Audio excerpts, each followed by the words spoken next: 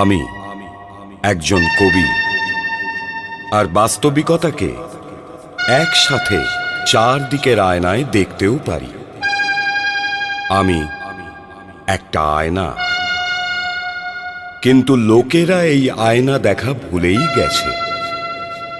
যদি কারণ হয় যে ওদের বাস্তবিকতা স্পষ্ট বলে মনে হচ্ছে কিংবা গভীর বলে মনে হচ্ছে, আর এই জন্য লোকেরা এটার ব্যাখ্যা করতেও চায় এবং এটার টিপ্পণীও করতে চায়, যাতে বাস্তবিকতাকে বুঝতে পারে। কিন্তু আমার জন্য এই রকম করার প্রয়োজনই নেই। আমি মহাভারতের সংঘর্ষের কথা শুনিয়ে চলেছি, বোঝাতে চাইছি না। কারণ এই কাহিনী প্রত্যেক ব্যক্তিকে নিজের মতো করে আলাদা আলাদা ভাবে বুঝে নিতে হবে। হ্যাঁ, যদি আমি ভাগ্যের রাস্তা হতাম তবে সম্ভবত কিছু বলবার চেষ্টা করতাম, কিন্তু আমি কর্মের রাস্তা। তবে কর্মতে বলবার কি আর না বলবারই বা কি আছে? গান্ধার নরের শকুনি তো পুরোচনের সাথে মিলে গিয়ে একটা ষড়যন্ত্র করছে, আরও সফলও হয়ে গেছে। ওরা দুর্যোধন আর কর্ণর মতো মহাবীরদেরও ষড়যন্ত্রকারী বানিয়ে দিয়েছেন। তবে এই ষড়যন্ত্রের ওপর কারোর কোনো টিপ্পণীর এর অতিরিক্ত প্রয়োজনীয়তাই বা কি আছে যে আমি কেবল শকুনির কর্মের রাস্তা তো মোটেই নই। এই রাস্তার ওপর অন্য লোকেরাও তো চলছে। এই জন্য কথা শুনুন আর টিপ্পণীর মায়া জালে ফাঁসবেন না। যুধিষ্ঠিরের বারণাবত যাবার কথা তো পাকা হয়ে গেছে, কিন্তু কেবল যুধিষ্ঠিরের যাওয়াতে তো শকুনির কাজ সফল হবে না। ও তো দুর্যোধনকে পাণ্ডবদের পঞ্চশূল দেখাতেই থাকে। তবে প্রশ্ন এটা হলো যে বাকি চারজন পাণ্ডব আর কুন্তিকে নিয়ে কি করা হবে?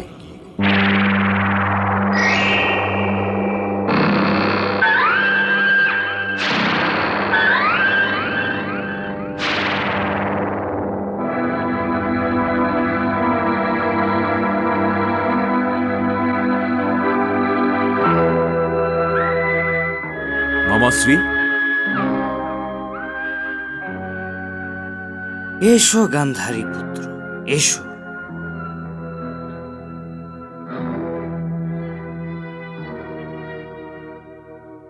মামাশ্রী, আমি এমন ভাবে আপনাকে দাড়ি চুলকাতে আজ পর্যন্ত দেখিনি। কি সমস্যা হয়েছে? এটার তো আজ পর্যন্ত প্রয়োজনই ছিল না বৎস দুঃশাসন। অর্থাৎ সমস্যাটা খুব গম্ভীর। কেবল গম্ভীরই নয় দুর্যোধন, অত্যন্ত গম্ভীর। যদি বারণাবতে যুধিষ্ঠির একা চলে যায় তাহলে ফলস্বরূপ তোমার হাতে কিছুই আসবে না। কিন্তু যুধিষ্ঠিরের সাথে ওই চার পাণ্ডবের পাঠানোর কোনো উপায় ভেবে পাচ্ছি না। আর যদি কুন্তিও ওদের সাথে চলে যায়, হ্যাঁ, তাহলে সোনায় সোহাগা হয়ে যাবে। আপনি তো এমনিতেই চিন্তা করতে থাকেন মামাশ্রী। ভ্রাতা যুধিষ্ঠিরকে ভস্ম হয়ে যেতে দিন, বাকি থাকবে ওই চার পাণ্ডব। ওই চারজনকে ভস্ম করবার কোনো না কোনো উপায় আমি অবশ্যই খুঁজে বার করে নেব। না না, তুমি বিষের গাছ বিদুরকে চেনো না। ও সাবধান হয়ে যাবে। যদি সাবধান হয়ে যায় তাহলে তোমাদের পিতামহের কাছে গিয়ে ওনার কান ভাঙাতে থাকবে, আর তোমাদের পিতামহ দৌড়ে দৌড়ে ধৃতরাষ্ট্রের কাছে যাবেন আর বলবেন, এই ধৃতরাষ্ট্র, এসব কি হচ্ছে? ধৃতরাষ্ট্র, এসব কি হচ্ছে? পুরো সাজানো গোছানো খেলাটাই চৌপাট হয়ে যাবে। ভাগ্নে, যদি আঁধারের মধ্যে আক্রমণ করতে চাও তাহলে অনেক চিন্তা ভাবনা করে করা উচিত। তাহলে কি আমি মাতাশ্রীকে বলবো? তুমি বড় কবে হবে দুর্যোধন? কবে বড় হবে? তোমার মাতাশ্রীর তো এর আভাসও পাওয়া উচিত নয়। ওর চোখ বন্ধ আছে, তাই ওর চোখ বন্ধই থাকতে দাও। কারণ কি, ওর বন্ধ চোখ দুটো থেকেই তো আমি প্রেরণা পেয়ে থাকি।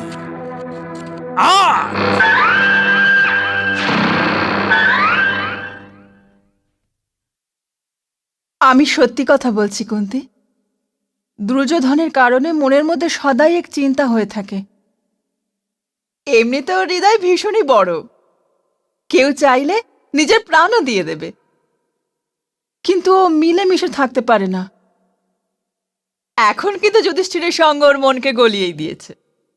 আরে না দিদি, লাঠি মারলে কি আর জলকে আলাদা করা যায়? আর তাছাড়া আপনার পুত্র আর আমার পুত্র কি আলাদা আলাদা নাকি? একই নদীর দুই ধারা ওরা, কোথাও না কোথাও তো মিলে যেতেই হয়। দিদি, আমি ভীষণ খুশি হয়েছি। পুত্র দুর্যোধন নিজের বড় ভাইয়ের জন্য বারণাবতে এত বিশাল একটা ভবন বানিয়ে ফেলেছে। ভগবান এই ভাইয়েদের দীর্ঘ আয়ু দিন, আর এদের নিজেদের মধ্যে প্রেম এমনভাবেই যেন বাড়তে থাকে। এখন মাতাশ্রীকে এটা কে বোঝাবে যে দুর্যোধনের থেকে আমরা স্নেহ পেতেই পারি না? ভীম, তোমার নিজের ভাইয়ের স্নেহের ওপর সন্দেহ করা শোভা দেয় না। হ্যাঁ ভ্রাতাশ্রী, এ আমিও জানি, কিন্তু আমাকে ক্ষীরের সঙ্গে বিষ খাইয়ে দিয়ে গঙ্গা নদীতে ভাসিয়ে দেবার লোক অন্য কোনো নগরী থেকে আসেনি। ভীম দাদা তো এটা ঠিকই বলেছেন ভ্রাতাশ্রী। আমি তো ভ্রাতাশ্রীকে একলা কখনোই বারণাবধ যেতে দেব না। অর্জুন! ওহো ভ্রাতাশ্রী, আপনি আমাদের প্রিয় দুর্যোধনকে এখনো পর্যন্ত ঠিক বুঝতেই পারেননি। এতে বোঝার কি আছে অনুজ? আমাদের জন্য ভবন বানানোতে ওর কি লাভ হতে পারে? লাভ আছে, লাভ নেই কি করে? ও জেনে ফেলেছে যে এখন তো আপনি হস্তিনাপুর নরেশ হবেন, আর রাজ্যের রাজকোষ ওর হাত থেকে বেরিয়ে যাবে। রাজ্যের ধনের ওপর দান বিষ সেজে বসে আছে, কিন্তু আপনি রাজা হয়ে যাওয়ার পর ও কি করবে?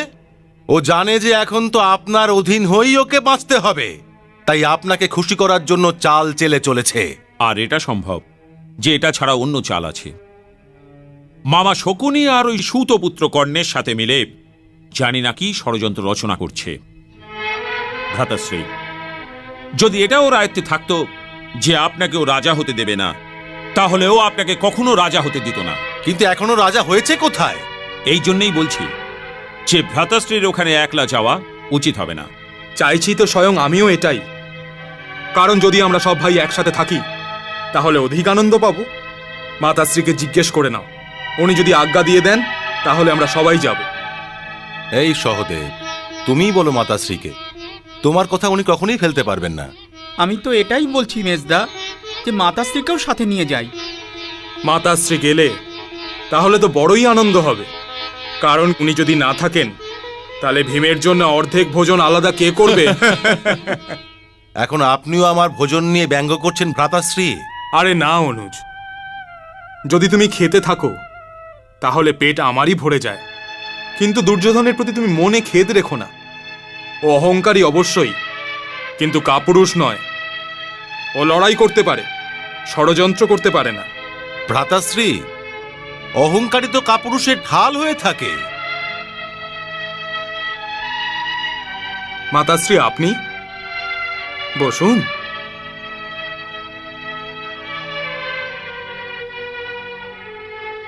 বসো পুত্র। এই কোন বিষয়ে বাদানুবাদ হচ্ছে? কে কাপুরুষ? কিরকম ঢাল?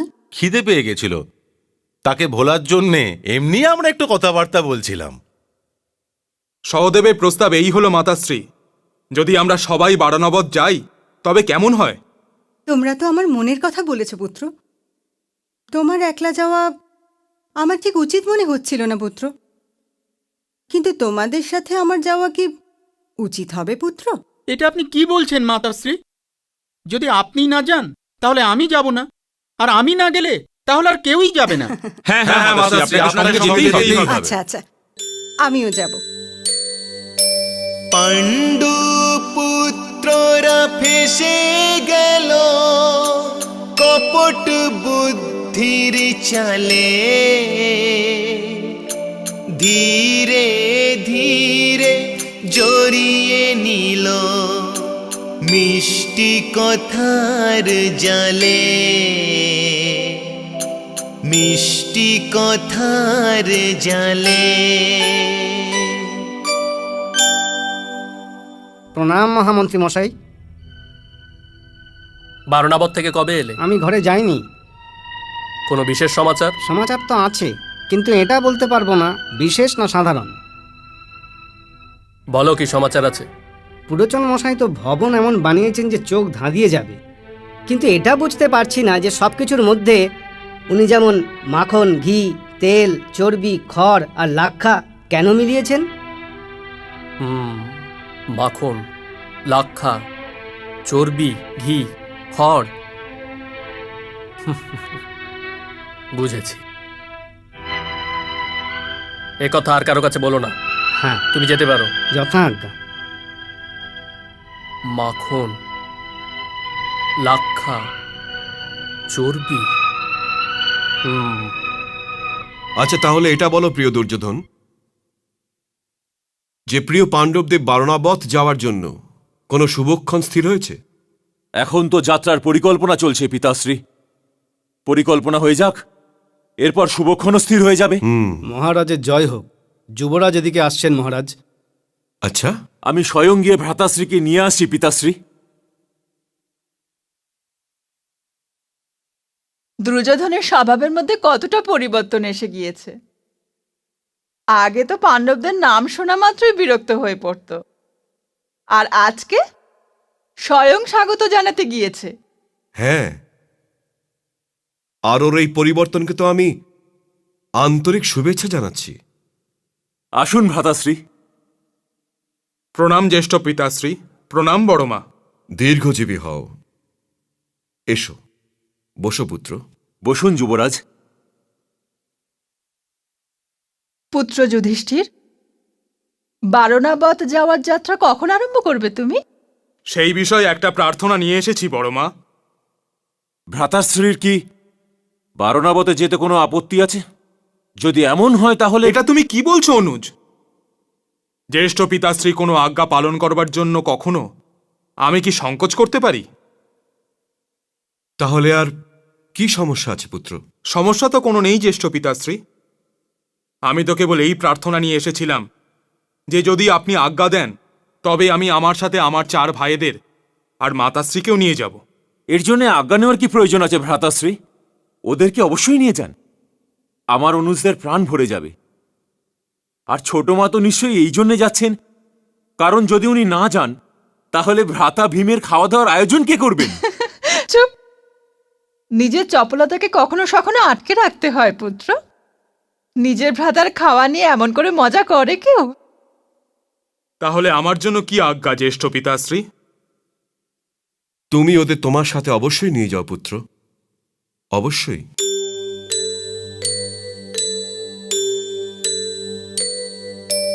দুর্যোধনের এই হাসিতে এমনি অন্ধকার, নিজেরাই জালে জড়িয়ে গেল আজ পাণ্ডু পরিবার,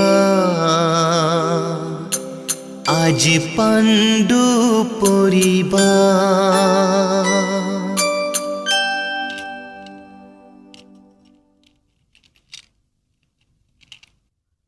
বিদুর, আপনি? আমি তো এমনি যুবরাজের সঙ্গে দেখা করতে এসেছিলাম বৌমণি। নকুল বলছিল যে ও মহারাজের সাথে দেখা করতে গেছে। আপনি ওকে যুবরাজ বলছেন কেন? ও তো আপনার পুত্রের মতো। আমার ওকে যুবরাজ বলতে ভীষণই ভালো লাগে, আর মহারাজ বলতে আরও বেশি ভালো লাগবে। এখন আজ্ঞা দিন বৌমণি। ঠিক আছে, যখনই ও আসবে ওকে আমি বলে দেবো আপনার সঙ্গে দেখা করে আরে নেবে। না না বৌমণি, আমি নিজেই আবার কোনো সময় ওর সঙ্গে দেখা করতে আসব। প্রণাম।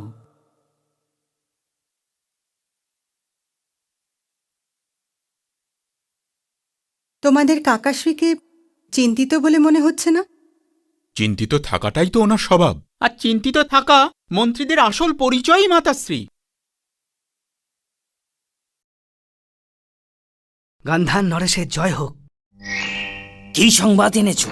বিদুর মহাশয় বেশি সময় নিজের কার্যালয়েই কাটিয়েছেন, আর ভোজনের পরে উনি যুবরাজের ভবনে যান। খবর পাওয়া গেছে উনি যুবরাজের সঙ্গে দেখা করতে চেয়েছিলেন, কিন্তু যুবরাজ মহারাজের সঙ্গে দেখা করতে গিয়েছিলেন। এটা তো জানা গেল না যে ও যুবরাজের সাথে দেখা করতে কেন গিয়েছিলেন। না মহারাজ। মামাশ্রী জয় হোক, মামাশ্রী জয় হোক। মামাশ্রী আপনাকে ধন্যবাদ। থামো থামো, যাও।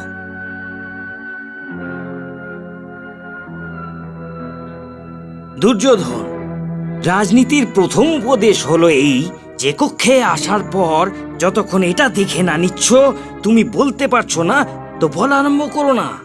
কিন্তু মামাশ্রী, এ তো আমাদেরই গুপ্তচর। ভাগ্নে, গুপ্তচর নিজের ছাড়া অন্য কারোর হতে পারে না, বুঝলে? আচ্ছা, এটা বলো তোমাকে এত খুশি কেন দেখাচ্ছে? আপনি শুনলে আপনিও প্রসন্ন হয়ে যাবেন। প্রিয় ভ্রাতাশ্রীর সাথে ওনার 4 ভাই বারণাবতে যাবার জন্য তৈরি হয়ে গেছে।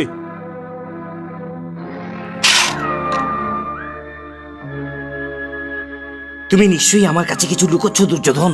ওনার সাথে ওনার মাতাশ্রী কুন্তিও যাচ্ছেন। আচ্ছা, আরে ভাগ্নে, এই অঘটন তুমি কি করে ঘটালে? এই অঘটন তো আমি ঘটাইনি মামাশ্রী, এ তো স্বয়ং ভ্রাতাশ্রী করেছেন। আমি তো কেবল হ্যাঁতে হ্যাঁ মিলিয়ে যাচ্ছিলাম। বাহ, রাজনীতিতে হ্যাঁতে হ্যাঁ মেলানোটাতেও নিজের একটা মহত্ব আছে। যদি হ্যাঁ আমাদের পক্ষে থাকে তবে না কেন করব? এখন তুমি বলো তো ভাগ্নে, ওরা সবাই বারণাবত কবে যাচ্ছে? যখন ক্ষণ স্থির হবে। কিন্তু এখন মনে হচ্ছে মামাশ্রী যে ভাগ্য আমার পক্ষ নেওয়া আরম্ভ করে দিয়েছে। ভাগ্য আমাদের পক্ষ কেন নেবে? ভাগ্য কেবল কাপুরুষদের সহায়ক হয়। তুমি নিজের মামাশ্রীর খেলা দেখতে থাকো ভাগ্নে। আমি তো নিজের পাশাকেও আজ্ঞা দিই না যে ও উল্টো পড়ে। এখন দেখে নেব তোমার পিতামহ আর ওই দাসী পুত্র বিদুরকে। হা হা হা।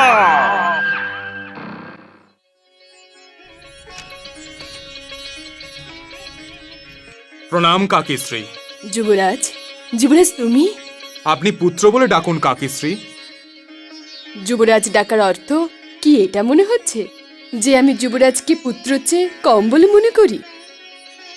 পুত্রের জন্য কেউ যুবরাজকে উৎসর্গ করে দিতে পারে না, কিন্তু যুবরাজের জন্য পুত্রকে উৎসর্গ করে দেওয়া হয়ে থাকে, আর ভবিষ্যতেও হবে। তর্ক বিতর্কে আপনার থেকে আর কাকাশ্রীর থেকে তো কেউ জিততে পারবে না, কিন্তু উনি আছেন কোথায়? তোমার যাত্রার সম্বন্ধে কিছু বলবার জন্য মহারাজ ডেকে পাঠিয়েছিলেন। উনি আমার কাছে এসেছিলেন, তখন আমি মহারাজের ওখানে গিয়েছিলাম। আমি ওনাকে দেখতে এলাম, তখন উনি মহারাজের ওখানে চলে গিয়েছেন। আমি আবার অন্য সময় আসব। প্রণাম কাকিশ্রী। আরো কিছুক্ষণ থাকো পুত্র। কাল সকালে যাত্রার সময় স্থির হয়েছে, এই জন্য এই সময় থাকাটা কঠিন হবে, কিন্তু কাল সকালে প্রণাম করতে অবশ্যই আসব। দীর্ঘজীবী হও পুত্র।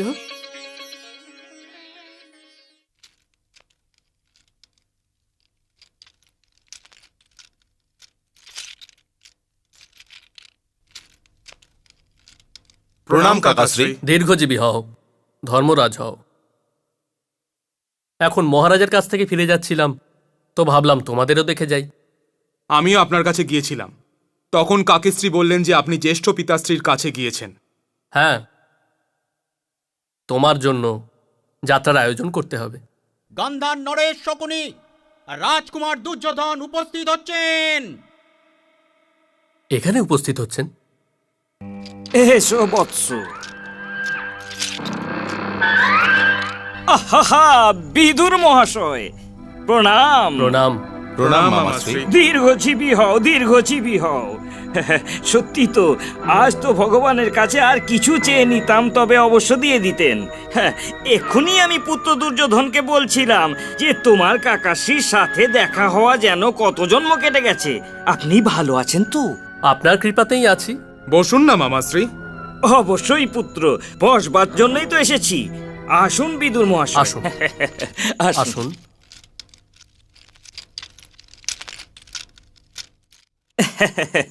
শুনলাম বৎস যুধিষ্ঠির, তোমাদের যাত্রার শুভ আরম্ভ কাল সূর্যোদয়ের পরেই হবে। হ্যাঁ মামাশ্রী। আমার তো ভগবানের কাছে এই প্রার্থনা হবে যে তোমার যাত্রা সফল আর আনন্দময় হোক। তুমি খেয়াল রেখো, এটা পলাশ ফুলের ঋতু চলছে, আর যখন পলাশ ফোটে তখন এমন মনে হয় যেন বনের মধ্যে আগুন লেগে গেছে। হ্যাঁ হ্যাঁ, আর এই দৃশ্য অতি সুন্দর হয়ে থাকে। তবে এটা বলো তো পুত্র, যে কে এমন আছে যার বনের আগুনের ভয় নেই? তুমি বলো তো দুর্যোধন। এমন আর কে হতে পারে কাকাশ্রী যে বনের আগুনকে ভয় করে না? ভীম, তুমি বলো তো। হ্যাঁ কাকাশ্রী, আগুন তো ওর জন্য ভীষণ প্রিয় হবেই, কারণ ওতে যে খাবার রান্না করা হয়। অনুজ দুর্যোধন, তুমি আমার ভীমকে জ্বালাতন করো না। এই ঠাট্টার মধ্যে তো আমার প্রশ্নের উত্তরই চাপা পড়ে গেল, যে বনের আগুন থেকে কে সুরক্ষিত থাকতে পারে? বনের আগুনের থেকে তো কেবল ইঁদুরই সুরক্ষিত থাকতে পারে কাকাশ্রী, কারণ ওরা গর্তে থাকে। বাহ, যুবরাজ তো আপনার প্রশ্নের অতি উত্তম উত্তর দিয়েছে বিদুর মহাশয়। এখন আমায় আজ্ঞা দিন। এখনই বিদুর মহাশয়? আগে হ্যাঁ, এদেরকে তো গভীর অন্ধকারের মধ্যেই বেরোতে হবে। আচ্ছা আচ্ছা কাকাশ্রী, প্রণাম। দীর্ঘজীবী হও। দুর্যোধন, বিদুর মশাইয়ের বলবার তাৎপর্য এই হলো যে এখন আমাদেরও বেরিয়ে যাওয়া উচিত। না না মামাশ্রী, আপনি তো বসুন। আচ্ছা, এটাই তোমার ইচ্ছা যদি হয় তবে বসতে তো হবেই। চলো, কাল এরা চলে যাচ্ছে, চলো বসেই পড়ি। বসুন। ভ্রাতাশ্রী, পাশা খেলা হয়ে যাক। হ্যাঁ ভাগ্নেরা, পাশার একটা বাজি হয়েই যাক। হ্যাঁ, হয়ে যাক।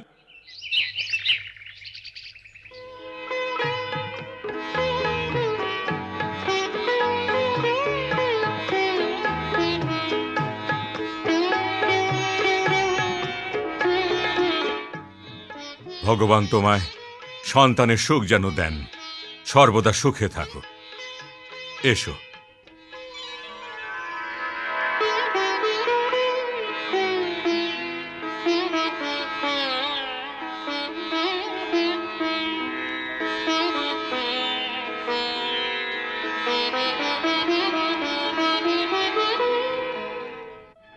নতুন ঘরে প্রবেশের সময় আগেই পৌঁছানো দরকার যুবরাজ, আর নতুন ঘরে বেরোবার রাস্তাটা আগেই খুঁজে নিতে হবে। তোমাকে বলাটা প্রয়োজনই নেই যে অনুজদের প্রতি নজর রাখবে, যাতে ওরা কোথাও বেড়াতে গিয়ে হারিয়ে না যায়। পথের দিকে খেয়াল রাখবে। এসো। যথাজ্ঞা কাকাশ্রী।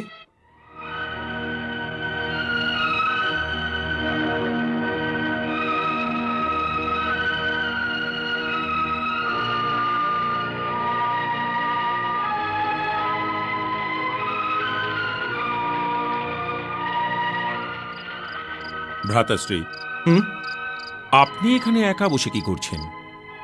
চিন্তা করছি। সমস্যা কি হচ্ছে ভ্রাতাশ্রী? তুমি কি কখনো কাকাশ্রীকে কিছু নিরর্থক কথা বলতে শুনেছ? কাকাশ্রী আর নিরর্থক কথা? শব্দের বিষয় তো ওনার মতো পটু ব্যক্তি পাওয়াটা সম্ভবই নয়। উনি তো একজন ব্যাপারীর মতন প্রত্যেক শব্দকে প্রথমে ওজন করেন, ওদের মাত্রাকে মেপে নেন, আর যখন দেখে নেন যে সব ঠিক আছে তখনই কিছু বলেন ভ্রাতাশ্রী। তবে গতকাল রাত্রে যখন মামাশ্রী আমাদের যাত্রার সফলতার আশীর্বাদ দিয়েছিলেন, তখন উনি পলাশ ফুলের প্রসঙ্গ কেন তুললেন? ওনার বলার মানে হলো যে খেয়াল রেখো, এটা পলাশ ফুলের ঋতু চলছে।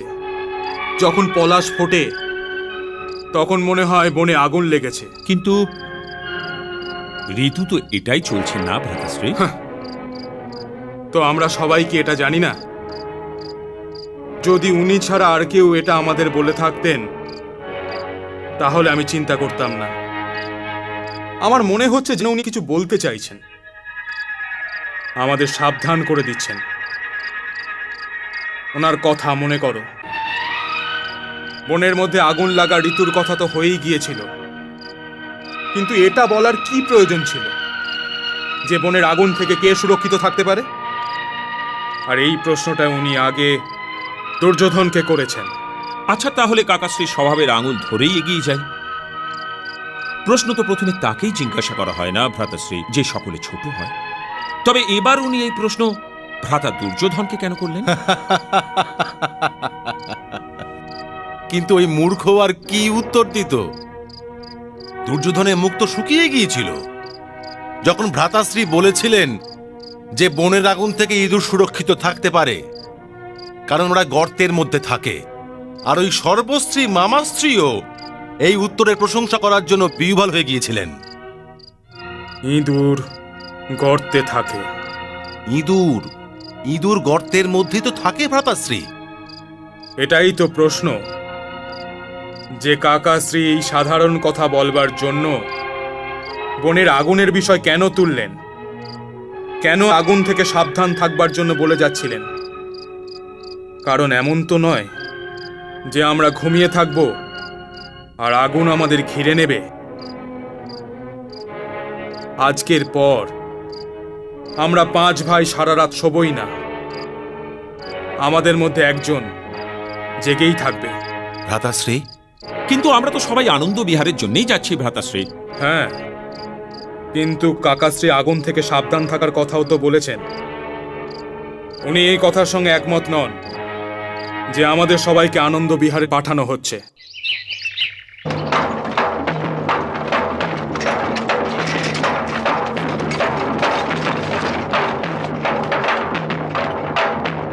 রাজরানী কুন্তির জয়, রাজরানী কুন্তির জয়, রাজরানী কুন্তির জয়, রাজরানী কুন্তির জয়, রাজরানী কুন্তির জয়, রাজরানী কুন্তির জয়, রাজরানী কুন্তির জয়, রাজরানী কুন্তির জয়, রাজরানী কুন্তির জয়, রাজরানী কুন্তির জয়, রাজরানী কুন্তির জয়, রাজরানী কুন্তির জয়, রাজরানী কুন্তির জয়, রাজরানী কুন্তির জয়, রাজরানী কুন্তির জয়, রাজরানী কুন্তির জয়, রাজরানী কুন্তির জয়।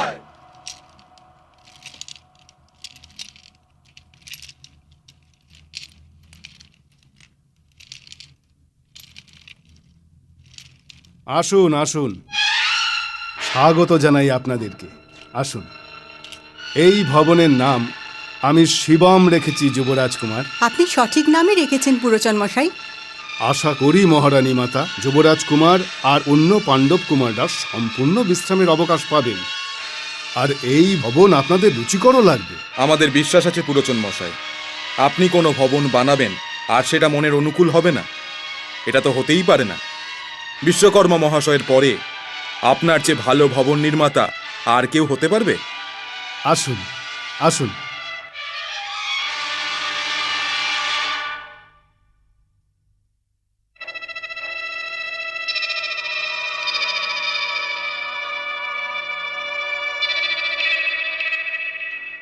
আসন গ্রহণ করুন।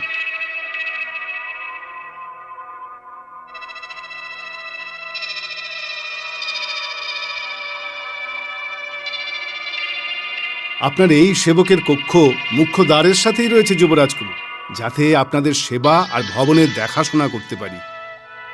কিন্তু পুরোচন মহাশয়, আপনি একজন আদরণীয় প্রতিষ্ঠিত ব্যক্তি। সামনে থেকে ভ্রাতাশ্রী দর্শনার্থীদের ভিড় লাগবে। আপনার নিজের কক্ষ তো পেছনের দিকে রাখা উচিত ছিল, যাতে আমাদের কারণে আপনার কোনো কষ্ট না হয়। কষ্ট কিসের মাতৃনন্দন? আপনাদের সকলের সেবা করাটা আমার সৌভাগ্য। এখন আমি আজ্ঞা চেয়ে নিচ্ছি। দেখো বেরোবার পথ আগে, করো পরে গৃহ প্রবেশ।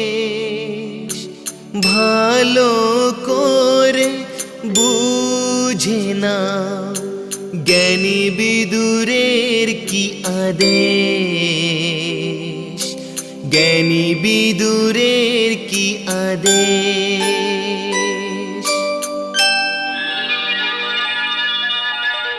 আপনি ঠিক বলেছেন ভ্রাতাশ্রী, এই ভবনের পিছন দিকে কোনো দ্বারই তো নেই। মুখ্য দ্বারের পাশে পুরোচনের কক্ষ হবার কোনো অন্য অর্থ তো হতেই পারে না।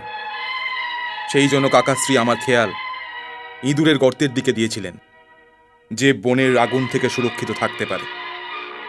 অর্থাৎ আমাদেরও গর্ত খুঁড়তে হবে, কারণ এই ভবনে অবশ্যই আগুন লাগানো হবে। ভ্রাতাশ্রী, লড়তে যদি হয় তো লড়েই নেই। এরকম অস্বস্তিতে বাঁচা তো কোনো বাঁচাই নয়। না, যদি এটা উচিত না হতো তবে কাকাশ্রী আমাদের নজর ইঁদুরের গর্তের দিকে নিয়ে যেতেন না। কাকাশ্রী এইটা চাইছেন যে যতক্ষণ না মামা শকুনির এটা বিশ্বাস হবে যে আমাদের মারা হয়েছে, ততক্ষণ এই কথাটা জানা যাবে না যে বাস্তবে আসলে উনি চাইছেনটা কি। আর হ্যাঁ, পুরোচন যেন এই কথা ঘুণাক্ষরও না জানতে পারে যে আমরা ওর দুরভিসন্ধির ব্যাপার জেনে গেছি। ওকে এটা ভাবতে ভাবতে আনন্দ পেতে দাও যে আমরা ওনার বানানো এই লাক্ষাগৃহতে ফেঁসেই গেছি। এই জন্য রাতভর আমরা জেগে থাকব, কিন্তু রোজ দিনের বেলায় আমরা ঘোরাফেরার জন্য এমনভাবে বেরোবো যেন আমাদের কিছু জানাই নেই। আমার তো ইচ্ছে করছে যে ওই বুড়ো পুরোচনের মাথায় ঘুষি মেরে মেরে ওর মাথার খুলিটা কলসির মতো ভেঙে দিই। না, আক্রমণ কেবল তখনই করা উচিত যখন তাছাড়া আর কোনো পথই খোলা থাকে না। আক্রমণ থেকে বেঁচে যাওয়াও যুদ্ধের এক প্রকার কলা।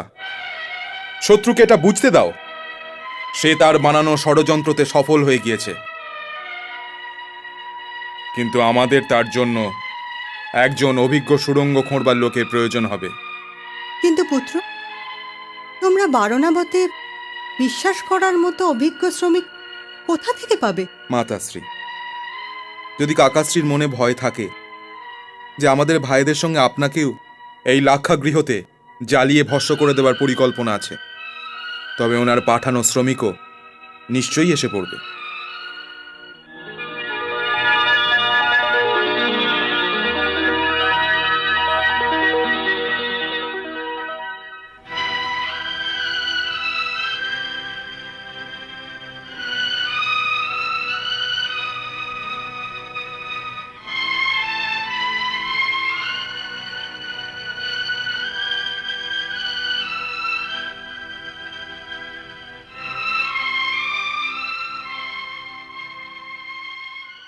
প্রণাম যুবরাজ।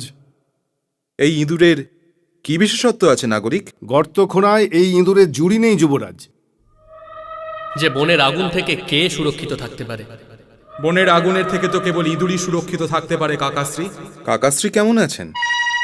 ক্ষণিক তো যুধিষ্ঠিরকে কেবল একটা ইঁদুরই উপহার দেয়নি, ও তো ওই ইঁদুরের খাঁচার আড়াল করে বিদুর নীতি উপহার দিয়েছিল, যে বিজয়শ্রীর পথ কখনো সখনো মাটির ভিতর দিয়েও এগিয়ে যায়। ছল চাতুরি নিশ্চয়ই বীরদের শোভা পায় না, কিন্তু এটার প্রয়োজন আছে যে রহস্যের কথা কেবল বিশ্বাসী লোককেই বলা যায়। তাই ক্ষণিকের দ্বারা বিদুর এই সংবাদই পাঠিয়েছিলেন, সেই ব্যক্তি যে তোমাদের সামনে দাঁড়িয়ে আছে এই ইঁদুরের মতন নিজের হাত দিয়ে মাটিকে খুঁড়ে দিয়ে তোমাদের জন্য এই লাক্ষাগৃহ থেকে বেরিয়ে যাবার রাস্তা বানিয়ে দেবে। তোমরা সবাই চুপচাপ বেরিয়ে যেও, আর ষড়যন্ত্রকারীদের এই ভাবতে দাও যে ওরা সফল হয়ে গেছে। এই সফলতার নেশা ওদের ঘুম পাড়িয়ে রাখবে, আর তুমি ওদের আয়ত্তের বাইরে বেরিয়ে দূরে চলে যাবে। তোমাদের সফলতার এটাই পথ। এই জন্য ক্ষণিককে আজ্ঞা দাও যে ও নিজের কাজ আরম্ভ করুক, আর তুমি ততক্ষণ শত্রুদের মধ্যেই শান্তিতে থাকো।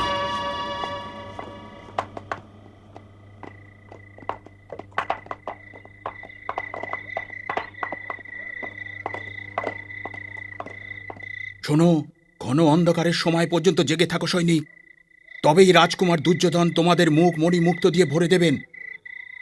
এটা ভীষণ সাবধানে থাকার সময়ে যে কোনো সময় অঘটন ঘটে যেতে পারে। গুপ্তচর, গান্ধার নরেশ শকুনিকে এই সমাচার দাও, এখানে সব সুরক্ষিত আছে। যথাজ্ঞা। সবাই জেগে থাকো।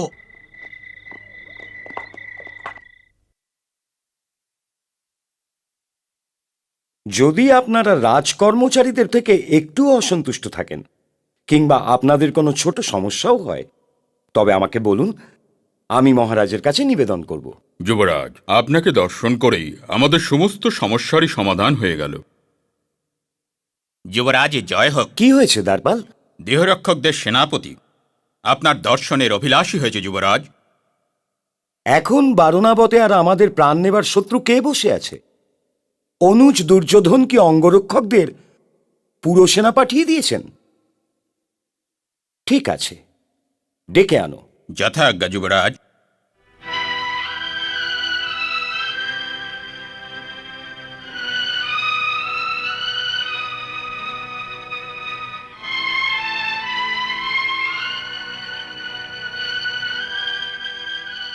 প্রণাম যুবরাজ। তোমার কি কষ্ট আছে সেনাপতি? আপনার সুরক্ষা আমার দায়িত্বে আছে যুবরাজ। এখন এখানে হস্তিনাপুরের রাজ্যের সীমার ভিতর আমাদের অঙ্গরক্ষকদের কি প্রয়োজন আছে সেনাপতি? আমি তো আদেশের পালন করে চলেছি যুবরাজ। জানি, আমি জানি তুমি আদেশের পালন করে যাও, কিন্তু প্রতিদিন আমার সামনে এসে এটা বলার প্রয়োজন নেই যে যুবরাজ কুমার অঙ্গরক্ষকদের ছাড়া বাইরে যেতেই পারেন না। তুমি যাও। যথাজ্ঞা। সেবক। আজ্ঞা হোক মহারাজ। আমার অনুজ কি আখেট থেকে ফিরে এসেছে? এখনো উনি ফেরেননি মহারাজ।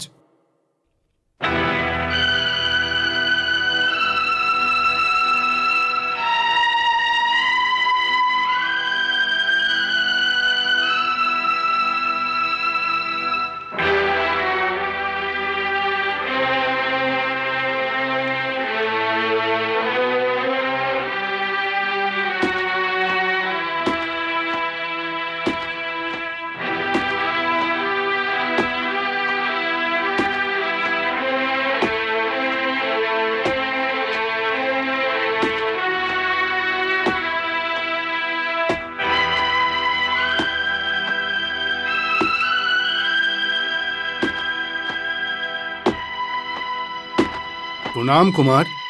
আমি কিছু সাহায্য করব ক্ষণিক? আপনি কি গদাযুদ্ধে আমাকে আপনার সহায়তা করতে দেবেন কুমার? আমি বুঝে গেছি, আমি কোদাল আর গাঁইতি চালাতে জানি না। গুরু দ্রোণাচার্য আর বলরাম মহাশয়ের এই শিষ্য তোমার এই কাজে আনাড়ি। কোদালের একটা ভুল কোপ আমার সমস্ত পরিশ্রমকে পণ্ড করে দিতে পারে কুমার। আর বিদুর মহাশয় বলেছিলেন এই সুড়ঙ্গের সফলতার উপর হস্তিনাপুরের ভবিষ্যৎ নির্ভর করছে। যদি আমি সফল হই তবে হস্তিনাপুর থাকবে, আর যদি আমি অসফল হই তবে হস্তিনাপুর থাকবে না। আর আপনি তো দেখতেই পাচ্ছেন কথা বলার জন্য আমার কতটা সময় নষ্ট হয়ে গেল। আর আমাদের কাছে যদি কিছুর অভাব থাকে তবে তা শুধু সময়ের। আমি ক্ষমা চাইছি ক্ষণিক। প্রণাম কুমার।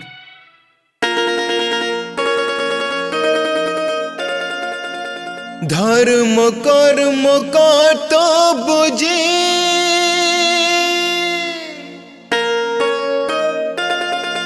সময় থাকতে করে যায়, সময় না থাকার দুঃখে সে